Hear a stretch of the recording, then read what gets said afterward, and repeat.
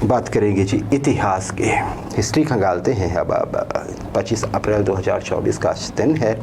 आज के दिन को देखें तो 1982 की बात करते हैं भारत के नज़रिए से। आज की जनरेशन को शायद ये पता नहीं होगा, बहुत सारे चैनल, टीवी अगर देखना चाहें तो टीवी की और भी कमी है। अब तो आपके हाथ में गैजेट है, एक फ़ोन है, स्मार्टफोन है और वो बहुत स्मार्ट है। एक समय था जब हमें भी याद है कि घर में ब्लैक एंड वाइट टीवी होता था। हालांकि जो हम बात कर रहे हैं इससे समय की बात है जो मैं अपनी कर रहा हूँ। आज के दिन क्या हुआ था वैसे वो बता देते हैं। पहले 1982 में भारत में रंगीन टेलीविज़न की शुरुआत हुई। पहले प्रसारण तो होता था, दूरदर्शन का एनालॉग होता था, डिजिटल नहीं होता था, पर वो आपको ब्लैक एंड वाइट ही नज़र आता था क्योंकि सुविधा ही वो थी। अगर आपके घर में कलर टीवी भी है तो आज के दिन ये हुआ था कि अगर आपके घर में कलर टीवी है तो फिर आप उसमें कलर सिग्नल देख सकते हैं, कलर तस्वीरें देख सकते हैं। हालांकि बहुत से घरों में कलर टीवी आते आते भी टाइम लगा था, जैसे मैं अपनी बात कर रहा हूँ जगरशी जी। चलिए, तब 2 ही चैनल आते थे या एक ही आता था कई बार तो ना जी। वो दिन बहुत अच्छे दिन थे। चलिए 1990 हबल स्पेस टेलीस्कोप या इसे ऑब्जर्वेटरी भी बोलते हैं और आम भाषा में कहें तो हबल दूरबीन, जिसकी आप तस्वीर देख रहे हैं जो अंतरिक्ष में घूम रही है जी।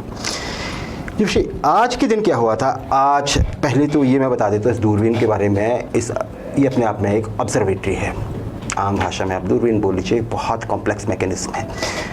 नासा की देखरेख में इसे तैयार किया गया था प्राइवेट सेक्टर में। और देखिए जो इसके 2 पार्ट हैं। एक तो इसमें ऑप्टिक्स है, जो शीशे हैं उसमें लेंस लगे हुए हैं, बाकी सारे कनेक्शंस हैं, उनके कैसे एंगल्स हैं, सारा कुछ है।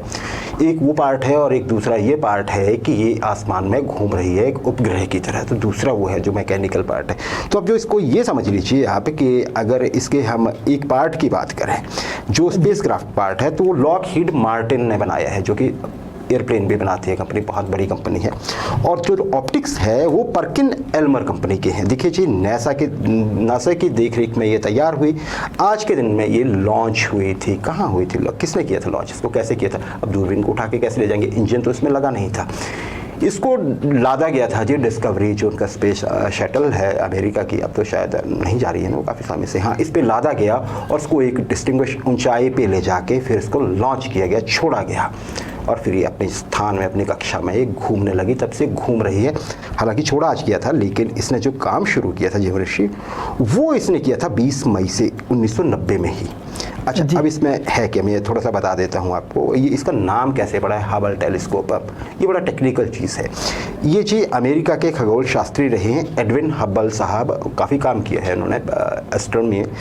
उनके नाम पे इसको नाम दिया गया हबल टेलीस्कोप। और देखिए जी, ये 11,110 किलोग्राम वजनी है, 13.2 मीटर लंबी है, ये 7.4.2 मीटर अगर आप इसकी गोलाई नापते हैं तो वो है। ये लो अर्थ ऑर्बिट में घूम रही है, लेकिन पृथ्वी से बहुत ज़्यादा दूर नहीं है, अंतरिक्ष में है, मतलब पृथ्वी के वातावरण से तो बाहर है।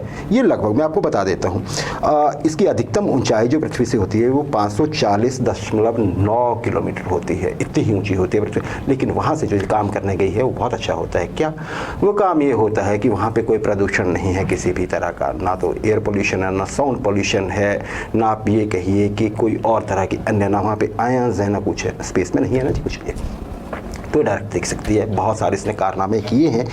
तो जी एक दिन, हाँ, एक चक्कर जो है पृथ्वी का लगाती है तो 95.42 मिनट्स में, 95 मिनट 42 सेकंड में एक बार पृथ्वी के चारों ओर घूम जाती है।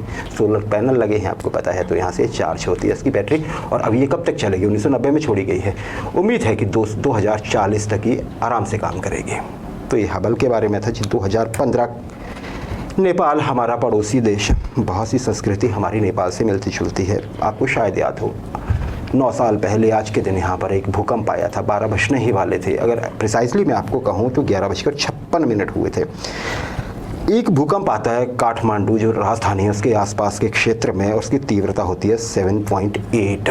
बहुत ज़्यादा तीव्रता थी। 50 सेकंड तक ज़मीन हिलती है नेपाल के इस एरिया की। जीवऋषि केंद्र था इसका काठमांडू से नॉर्थ वेस्ट, मतलब आप समझ सकते हैं नॉर्थ वेस्ट कहाँ पे है, उत्तर पश्चिम में नेपाल से हट के वहाँ से ये वहाँ पे इसका केंद्र है। और बहुत सारा नुकसान होता है, नेपाल में होता है, काठमांडू में बहुत सारा होता है, जो गोरखा जिला है उस एरिया में सबसे ज़्यादा होता है।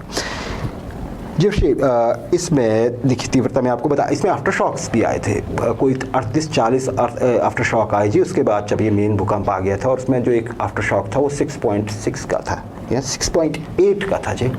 वो अपने आप में ही बहुत बड़ा भूकंप था एक। कुल यहाँ पर जो मृत्यु हुई थी जी, तो वो हुई थी 8,964 लोगों की, जिनकी काउंटिंग की गई। इनमें से 8,857 लोगों की मौत नेपाल में हुई थी। भारत में भी काफ़ी असर दिखा था इसका। देखिए 78 लोगों की मौत भारत में हो गई थी। बिहार में सबसे ज़्यादा असर पड़ा था, एक मौत तो राजस्थान में हो गई थी जाकर। और इसके झटके कहाँ तक महसूस हुए थे? बांग्लादेश, चीन, भारत और कुछ हद तक पाकिस्तान में भी। आप जरा एक चीज़, ये बिल्कुल फैक्ट है, कोच्चि कहाँ है केरल में, वहाँ की ऊंची इमारतें हिली थी। अब लगाइए आप अंदाज़ा कि कितना ज़ोरदार भूकंप था। तो जी आज की हिस्ट्री, आज का इतिहास